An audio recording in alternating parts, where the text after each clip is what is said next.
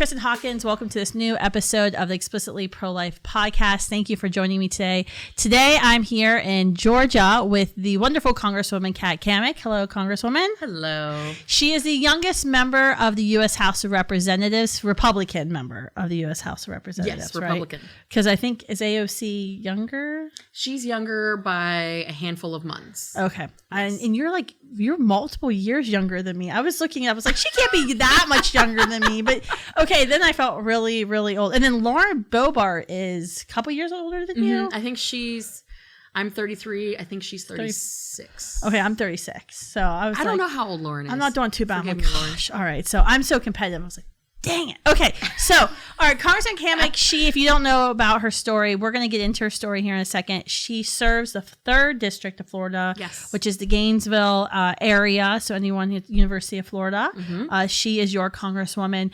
She is a 3rd generation sandblaster. Is that your official title? Commercial sandblaster. Commercial sandblaster. Grew up on a cattle ranch.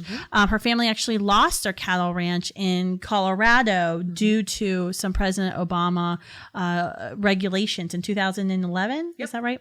Yep. And so that's part of her story, talking about big government and how it really hurts the little guys. And so Congresswoman Cammack got motivated because of this tragedy that happened in her family and got interested and involved in politics, and now is fighting for all the little people in Florida as Congresswoman. And we're really excited. She is married to her husband, Matt, who is a Gainesville native and serves in the Gainesville Fire Department. Was he the one who brought you to Florida, or did you already go to Florida? No. I actually went to Florida. I was homeless in Colorado and got a phone call to go work on a campaign for a large animal veterinarian who had never run for office before, had no shot of winning. A family friend out in California was like, this will be a great life experience for you. And so I moved across country because I had the economy was terrible. I was interviewing for jobs. I was trying to find a place to land, and it just wasn't working. And so really just stepped out on faith and was like, well, if there was ever a time in my life to do something crazy, like move across the country and work for a guy who had no shot to actually get elected. We've all worked on campaigns like that before. That's how I ended up in Florida. And then after we had run the race and I had joined the official congressional office, that's when I met Matt. So I had been in Florida for about 2 years before Matt and I started dating. So he kept you there. Oh, Not the beaches. No, and the nice winter. I live in the swamp. Okay, I was like, you. And I showed up in Florida when I drove from Colorado to Florida. I showed up at 2:00 in the morning. So when I had crossed into the state line, it was dark. I couldn't see anything. And in my mind, being from the mountains, I'm thinking palm trees and beaches are abound, right? As soon as the sun comes up, I'm like, who lied to me? Yeah, I would say I've driven through Gainesville. It's very swampy. You can go hunting for megalodon teeth in the creeks in Gainesville. Yes, they have that. And Hawkins History Hunters, our family Instagram account. We will be doing that at some point. Oh, please. There's actually a lot of really cool history there. Yeah, there is. Lots of really cool history. But it's technically South Georgia, if we're being honest. Yes. Florida is a very interesting state. And it's multiple states wrapped in one. But there is so much to do. So you are very lucky to represent such a wonderful state in Congress. A state where even the liberal pro-abortion folks who hate Florida like to vacation in Florida. That's true. They're all there. AOC did her winter vacation. Nancy shows up every now and again. I mean, it is interesting for so much hatred for a state and a state legislature and a people. We sure do get a lot of liberals from New York and California that like to show up. I was at Martha's Vineyard this summer with a supporter, and we ran into a friend, and she's like, oh, yeah, come down, see me. I'll be in Miami this winter, because who wants to be in Boston in the winter? And the lady was like, oh, Florida, no. She walked away. It was crazy, because I was like, you're in this really nice part of Martha's Vineyard, and your friend's inviting you to come to Miami to see her. And there's this hate of Florida that is just, it's unbelievable. So I'm sorry, but that's good. Just stay out Florida, because there's too many people on my cell phone network right now making my signal slow. Okay, so we have a lot to talk about. You were very busy in the House, and you've been very busy since day one taking office. I think first you've shared with me, I know we did a webcast a couple months ago. I want you to share with our listeners and our viewers why the issue of abortion is so important to you and why you've really stepped up. And I mean, you're the leader on the discharge petition for the Born Alive Infant Protection Act. Why you've really stepped into this leadership role when it comes to abortion in the House.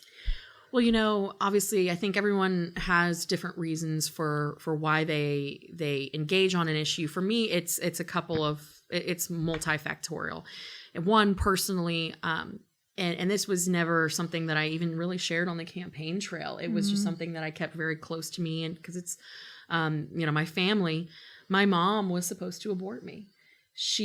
When she was pregnant with my sister at 27, she suffered a stroke and was thankfully able to give birth to my sister. But it took her about 1.5 years to regain several normal functions and mobility functions as just a normal person. And the doctors told her then that if she was going to have children again, it would be out of the question, that it was a very high risk situation, that both her and the child would not likely survive. So when she found herself pregnant with me many years later, she was obviously scared. The doctors were telling her that, abortion was going to be her best option.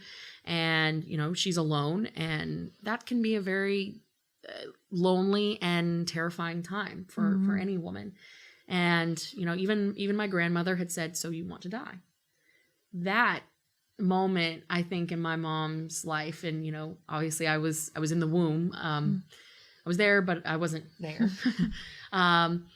She probably felt this moment of, and I've talked to her about it, this moment of just resolve of, no, I'm doing this. And by the grace of God, she was able to deliver a healthy baby girl, 8 pounds, 6 ounces. And there was nothing wrong with me. There was nothing wrong with my mom. And well, except for the fact that I'm in politics now. So something must have happened. But that moment for me is very telling about, when you have the odds against you and really feeling that resolve and being resolute in your belief that life is precious.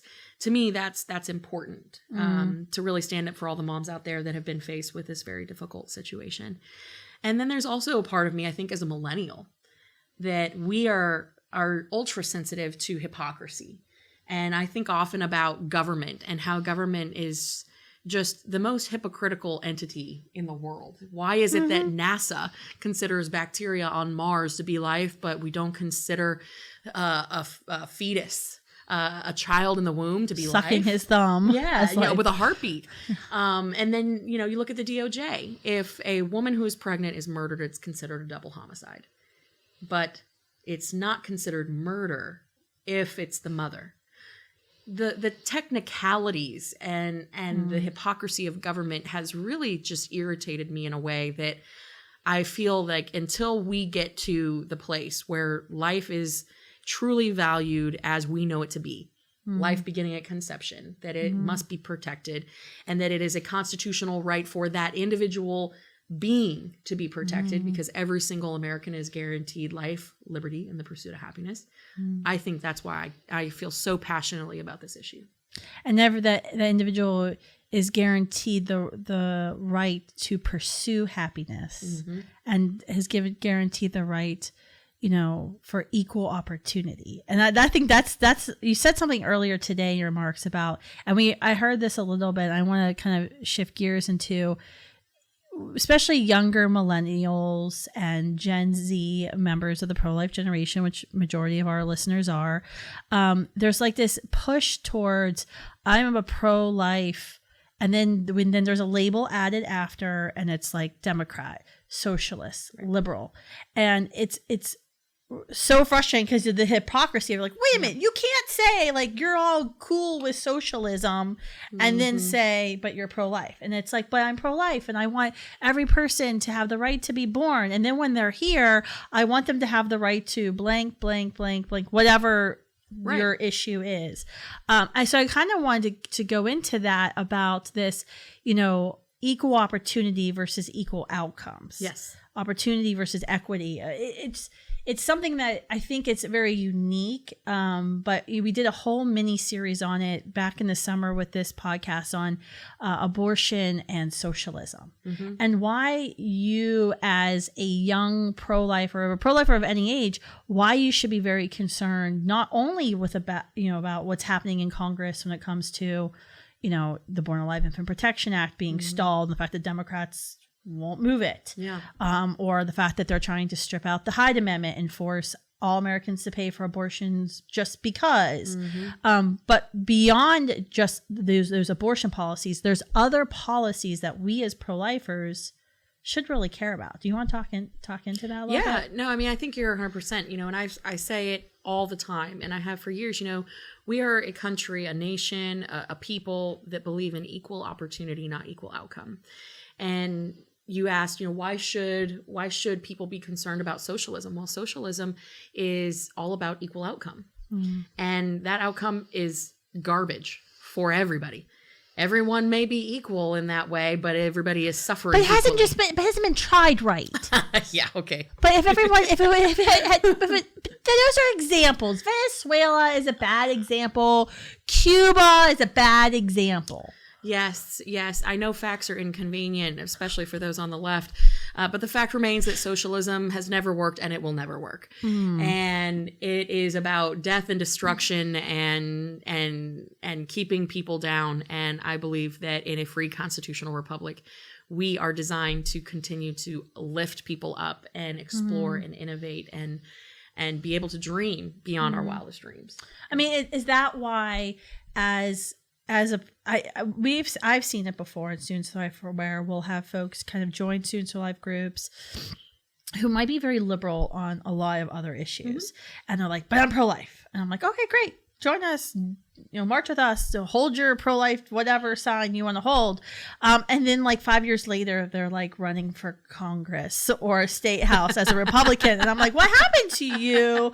I thought you were like this proud liberal, atheist, Democrat, whatever label." Why do you think it's so important as someone who's pro-life to be concerned about these other issues? Well, I think it goes back to really the founding. Life, liberty, and the pursuit of happiness. I mean, these are core tenets of our nation. And if you can't protect the first one, you can't have the others. And so I think that's why it is a foundational issue. It is the number one issue, because without it, we have nothing else. Right. And I just think that when you talk, and it's so funny that you say, oh, well, everybody wants to hyphenate. I am a pro-life Democrat / African American / vegan, whatever it may be. It's like, stop. The hyphen is killing America. Hyphen is killing us. Yes. Stop hyphenating everything. We are Americans. Yes, there are differences, but we, at the end of the day, we are all Americans. We have to stop putting ourselves in these little camps.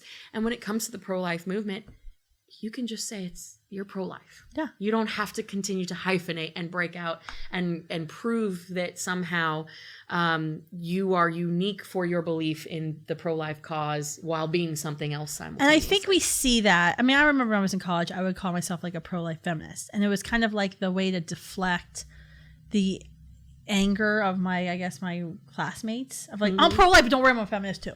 Like, I also believe women have equal rights. And so you say it like real fast because you want people to like not hate you, because you're afraid of just like adopting that pro-life label. And it is the movement has gotten a bad rap, and for a long period of time, I don't think we actually cared what other people thought about us. We're like, we're going to save babies and we're going to open up crisis pregnancy centers. And meanwhile, like, everyone's talking trash on the pro-lifers. And so now, when you try to go on campus, a lot of times we don't even use pro-life. We just use anti-abortion. Like, I don't care what hyphenated label, like, are you pro-life or pro-choice, but are you for abortion? Like, yes or no? Is it okay? And kind of just starting there before attaching the other label, pro-life, because has been seen as very loaded. What are you thinking, and have your colleagues been talking up on the Hill about, as we're thinking about post-Roe America, the decision with the Dobbs case will come down at the end of June, will be out there. What's next, do you think, for the pro-life movement and that we need to be preparing for on Capitol Hill? Because we have a bunch of bills that are out. There's the Women's Health Protection Act, which is terrible, right? Right. That aborts children right up into the day before delivery. Nice sounding bill, terrible. That's every bill on Capitol Hill. Yes, basically. It's like we're going to save puppies and rainbows, but really what we're doing is we're going in and we're killing everything. And is that the bill that would actually codify Roe? They want to codify Roe into federal law. Yeah, but it's even more of it's more egregious than that. It really is anything but women's health care. And it even goes so far as to deny medical treatment of a child. So if a woman who's in her third trimester and she goes in and says, I want an abortion, I'm due in 2 weeks, I want to abort this child. They start the procedure, the child survives. The child is not guaranteed medical attention. And furthermore, it is not required by law currently to have been reported. This actually is more egregious than what people think. And that's why it's so dangerous. You know, I think, and I personally have a push that I'm making. We need to stop naming these bills. The bill needs to be HR 1234, not saving babies and puppy dogs and unicorns and fairies, because nothing in the text of the bill is actually dealing with what they're titling them, and it's used for political gain. Yeah. And I think that's really, really dangerous because people want to label everything. And I'm going to take us a step back real fast. Talking about the hyphens, right? I think we've been so anxious over the last several years to label everything and put everyone in boxes. That's part of the reason why I think we have really struggled, not just on the pro-life issue, but on a lot of issues, because we forget that we are multidimensional beings. We are so much more than the labels that we personally slap on ourselves or slap on others. And it's resulted in a dehumanizing effect. I talk a lot about first responders being married to one. We forgot a long time ago about the person behind the badge. And that person is, serves on the PTA and, is a father and, does all these things and is so much more than just that one label. And I think that that's more true than ever today when we're trying to get to something more tangible and real and get to the authentic state that we know people are. It's so superficial where we've been. And I think people are hungry for that genuine realness. And I think when we stop with the hyphenation, we stop with the labels, that's when we're actually going to be able to connect and make progress on this issue and many others, because it will be very much a place of understanding who you are as a collective being rather than just on certain issues. Yeah, I mean, that's what's kind of exciting for thinking about post-Roe America. Yeah. And thinking about the policy proposals that really could be moving forward, and hopefully starting now on Capitol Hill, of regardless of how you feel about the legality of abortion, are there things that we can be doing now to support pregnant and parenting women and ensuring that, young mothers have those opportunities and don't ever feel like they have to choose between child and education, child and career. Have you seen any conversations or policy positions moving forward in that way that maybe might bridge the aisle a little bit of saying, we're not going to talk about abortion and hopefully we won't have to, Roe will be gone and this will be the issue back for the states. But we have to do a little bit more here to help women. Yeah, it's interesting, and there's so much here. I don't think that there would be enough time in the podcast to dig into it. And I don't think there's a silver bullet per se, in that there's one piece of legislation that really hits the mark. I think there's many issues, and one recently just comes to mind. I met with the family of baby Zion. Baby Zion was in the news recently as a child that his mother was encouraged to abort him because it came through the testing that this was going to be a Downs baby. When the baby was born, when baby Zion was born, he was healthy. All of his organs were functioning normally. And there was some heart surgeries that he had to have, like many children have to undergo. It came out that, a heart transplant was needed to really save baby Zion. Okay. And in the end, baby Zion was denied a heart transplant for no other reason than he was a Downs baby. when we start putting officials, bureaucrats, doctors, others into positions where they play God, of picking and choosing whose life is more valuable than the next, that's where we get into a dangerous place. So looking forward, I want to start championing efforts of and looking at ways we can be more effective in stopping discrimination for children that are deemed less viable or less than. And I think that is something horrific that is happening in our country right now that we need to address. And that actually comes right along with socialism. That absolutely Because, does. I mean, if you think about who President Obama appointed to head Center for Medicaid Services, Donald Bierwick, who openly wrote in medical journals about, the curve and what sorts of people, how your age and how much society has invested in you. That's who should get the most health care. But then after you reach this age, your kind of contributions to society wane, or if it's before this age. I mean, this was a person who President Obama wanted to be in charge of, our largest insurance provider in America, Medicaid and Medicare. Yeah, that's where you saw the death panels of you're a certain age, we're not going to invest in that knee surgery for you. And again, what right does a government bureaucrat have to say your life is valued at X or you are less than the next person? There is no right or role for government to do that. And I think when we start opening ourselves up to that idea, that's when the door for socialism and then ultimately communism comes in. And that all kind of goes back to the central premise of not valuing a human being. Because at that point, you are property of the state. That's right. That's right. So we brought it all back, and we did it in like 15 minutes. It's fantastic. It was like, I think that's a high five moment. I did like a whole circle. That was awesome. So there was a lot to go over, and I hope you appreciated this very frank and open conversation with Congresswoman Cammack. Make sure you follow her on all the social media channels. What is your favorite? Do you do Twitter? I'm a Facebook person. Maybe that makes me a boomer. Yeah, I know. It's the old millennial. And don't TikTok. That's Tricom stuff. Yes, that's right. Get yourself off TikTok unless you're following Students for Life TikTok, but then you can't follow anything else. I had TikTok and my kids saw it on my phone and they were like, Mom, you have TikTok, get off. I'm like, it's just for work. I don't know how to use it. I swear. I don't know what I'm doing.